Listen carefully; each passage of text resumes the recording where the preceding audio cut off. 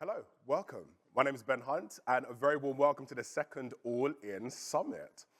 As I said, I'm Ben Hunt, and I'm going to be your host for today. I'm 30, I'm from East London, I'm a presenter and journalist, and I do feel like I'm on a dating show at the moment, but I'm currently the global correspondent for Vice News, focusing on LGBTQ rights and equality. I travel the world and I tell stories about the fight for equality across TV, on social media, on podcasts, and in text form. Before Vice, I was the BBC's first LGBT correspondent, also its youngest correspondent, and its only black male correspondent. How did I start? Well, I went to university in Malaysia, where I was studying to be a doctor. I got an all-expenses-paid scholarship to study over there, but admittedly, I didn't Google Malaysia hard enough to realize it's illegal to be gay there. But I still had a very good time. Out there, I started a magazine and an events agency and a YouTube channel, which led to me being an LGBT influencer and eventually working for Google as a strategy manager, so hey to Team Google. From there, I disappointed my parents by quitting my senior role at Google in order to start again, and I became an unpaid intern at BBC News. 6 months, no money. Then I made my parents proud once more by going from intern to the BBC's youngest correspondent within 3 years. I was also a presenter for BBC World News, and I ended up as the BBC's West Africa correspondent based on the continent. At Vice, I've uncovered lots of different things. I exposed how the UK's Equalities Minister, Kemi Badenoch, went on an anti-LGBT rant in 2018. And most recently, I've exposed how the UK government is looking to amend the Equality Act to remove rights from trans people and block Scotland's gender recognition bill. I've been able to do what I do now because people have opened the door for me and given me opportunities. For me, diversity and inclusion is personal.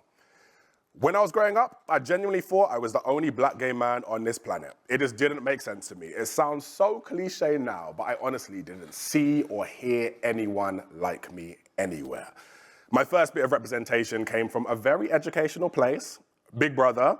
There was a contestant called Derek Lord, who was a super well-spoken, super conservative, fox-hunting black gay man.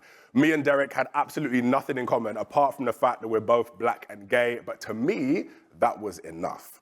I would stay up late, I'd watch that 24-hour channel where they had birds tweeting in the background when the contestants swore and stuff, just to see how Derek walked and how he talked and how he acted, because that was my representation. It was a sign that I could exist as a black gay man. Now, eventually, Derek got voted off of Big Brother, boo, so I turned to the internet to find more people like me. And I was successful. I found 3 black gay men across the UK. Like Derek, we all had nothing in common apart from the fact that we're black and gay. Some of us like drag queens. I wanted to be a doctor. We're all completely different people, but it was enough. We would chat on MSN, remember that? And we would help each other through school and university and working life. Now, trigger warning, suicide. As of last year, I'm now the last one left in that group of 4 black gay men. The others have very sadly taken their lives over the past few years.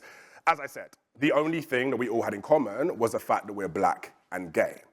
Religious families, an unhelpful NHS, workplaces that didn't get my friends, racism within the LGBT community, all of these things definitely didn't help my friends to thrive. And this is why I do what I do now.